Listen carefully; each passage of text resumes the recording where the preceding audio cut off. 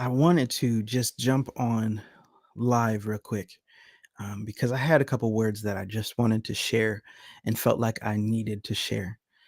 Do me a favor, whether you are watching live or I know some of you guys are going to be watching on the replay. I didn't give anybody a heads up I was jumping on, but would you tag a friend? Would you share this video with somebody as you begin to listen to me speak? If somebody needs it, would you send it their way? I felt led to just jump on here and tell you that you're closer than you think. You're closer than you think. There's been moments in my life when I felt like I was right there on the precipice of breakthrough. I felt like I was at the footsteps of destiny. And then when things didn't work out the way I thought they would or I hoped they would, I've given up. I don't know if you've ever been there where because it was just one disappointment too many. It was one frustration too many, and you find yourself giving up and giving in. Something inside of you says, enough is enough. I can't take it anymore. I can't fake it anymore. And I don't want to follow through on it anymore. And sometimes in those moments, you find yourself walking away from destiny.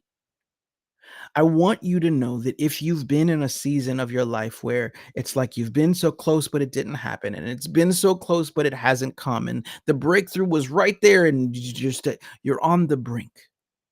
I was just talking to a client yesterday, and she said, Maurice, she said, I thought I had grown and I thought I had healed and I thought I had gotten so much farther. And now life is starting to hit, and the life is exposing things I thought I already healed from.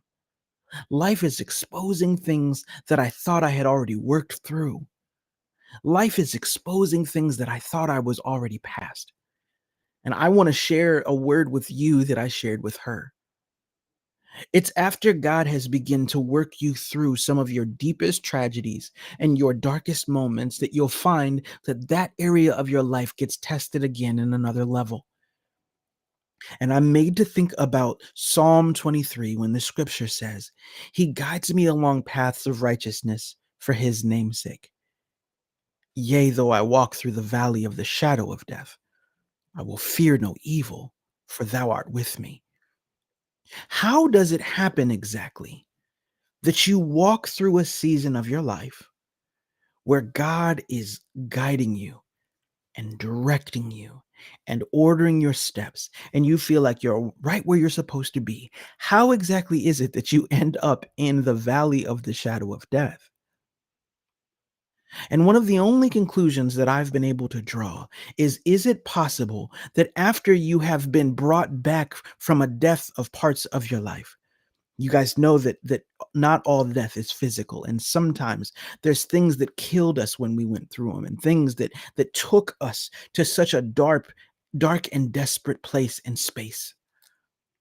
And after God gives new life to that place, after he heals you to heal from and deal with those things, he will often take you back to a familiar place. It's not the valley of death, it's the valley of the shadow of death. It looks as dark as a place that you've been through before, and it looks familiar to a place that you've been to in your life. But you have to understand it's not the same place you've been to before. This isn't death, it's death's shadow. And part of the reason that there's a shadow in the place is because there's a light in the space, and the light is resonating from within you. I wonder who it is from a former season of your life. I wonder who it is that has been around you in a broken part of your life. I wonder who it is who has known you and loved you and needed you and prayed for you and hoped for you and cried with you. I wonder who it is from a former season of your life who's watching you, who needs to see the light you have to bear now that God has had his hands on you.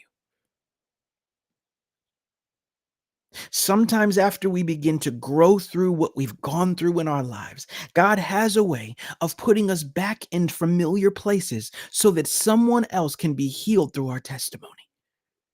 And understand that not every testimony that is offered is one that is uttered from your mouth. In other words, some testimonies from your life don't come through your lips. It's the actions that speak louder than words. It's the precision of your action that shows that you've grown in your consistency and in your obedience. Somebody needs to hear the words, "I'm better," by watching you be better. You're in the valley of the shadow of death, but they're still sitting in a dead place. And seeing your new life will give them new life. I need you to know that because right now you're closer than you think to your breakthrough. You're closer than you think from getting on the other side of this thing. And if you're feeling like you don't have it in you to make it, I want you to know right now in this moment that more than you needs this. Somebody's watching you that you thought stopped watching you long ago. Somebody's praying for you who stopped letting you know they were praying for you long ago. Someone is watching you saying, "Well, once they do it, I'll do it too." You're so much closer than you think, but you have to know that you're worth it. You're so much closer than you think, but you have to know that you're needed. Not just the you of today, but the healthier version of you, the one who forgives, the one who heals, the one who deals, the one who works through the issues and the problems. That version of you needs you to be healthier and whole. What's up, Dex? Shout out to my man, Dex Powell. You see his name there, Dexter Powell Jr. Would you guys please do me a favor and go look him up on all social media? This man is a profound and transcendent voice. He is an author, he is a speaker, and I promise you, if you follow him, he will bless your life. And Dex, maybe this word is for you. Maybe it's just for you. You're so much closer than you think. You're so much closer than it seems. You're so much closer than it feels. And the key is that you can't give up in this moment. You can't give in no matter how it looks. You can't walk away from what you've already walked to. You've come too far to leave the progress behind. You've come too far and given too many other people hope to leave them hopeless when you give up. You can't quit here. And here's the thing. So many of you who are in this season of your life, so many people who these words are resonating with you, like you need the breakthrough, you need to pass through this thing, you need to get to the other side of this issue, you need to see everything come to fruition. If those words are resonating with you, I need you to hear this. It hasn't been you getting you this far. I want you to think of the moments that you didn't think you could survive, and in your own strength, you didn't survive. But God has this way of giving you supernatural provision for natural moments that are overwhelming you. Somebody shows up and you don't know how they did, and they help you through a moment. Somebody comes at just the time you need it and inspires you for a season. There's healing that comes. There's revelation and realizations that seem to drop in you that give you a little more drive to push forward. You haven't been doing it alone. And if it's true that you haven't been doing it alone, then you have to know that the scripture says that God is faithful to finish what he starts. He's faithful to bring things to fruition and completion that he begins. So it's not just that you shouldn't give up, but it's that God doesn't want you to give up. God just wants you to know you didn't do it yourself to begin with, so you don't need to do it yourself to continue it. Look so deep down inside of yourself that you look for strength. And when you can't find it, when you don't feel it, when you can't see that it's there, then look in that place in your spirit where God dwells. Look for that place on the inside of you where God resides. Look for that place that is beyond yourself, and you will find yourself wrapped up in your maker. And I promise you, when you find that power, you'll find your strength to persevere.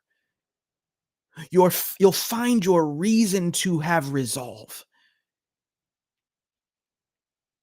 You will find truth there. You don't have to look for God up at the ceiling. All I see up here is my ceiling. I can't see nothing else. I'm not just looking for a pie in the sky. No, see, I'm looking for God in here. God loved me so much that he put himself inside of me. So that when I felt alone and when I felt lost and when I felt afraid and the voice of the enemy was so loud that it was contaminating and confusing me, he kept himself so close that all he had to do was whisper and a still small voice and I could hear him. God is closer than you think. Are you willing to listen? Are you willing to seek him? Are you willing to listen for his instruction? Maybe the reason you don't know what to do next is you're trying to figure it all out by yourself and you can't. But what if God was with you, wanting to whisper the right answers if only you would turn your ear towards his voice? Your breakthrough is closer than you think. And the God who will take you to it is closer than you understand. And the reasons why you can't afford to give up, you'll have unveiled to you. And those revelations will be closer than you understand, but you have to persevere through this. So I want you to hear this today. Don't give up. Don't give in. I know you're tired. So do this in God's strength, not your own. But Maurice, I've been praying about this stuff for a while. And I ain't seen none of my prayers come to pass. Keep looking. Keep walking. Keep believing. And I promise you, you will see God's hand in your life. Do me a favor, if this resonated with you, would you tag a friend? Would you share this with a friend? I know I just jumped on randomly today, and I'm going to be doing a lot more of these. You're closer than you think.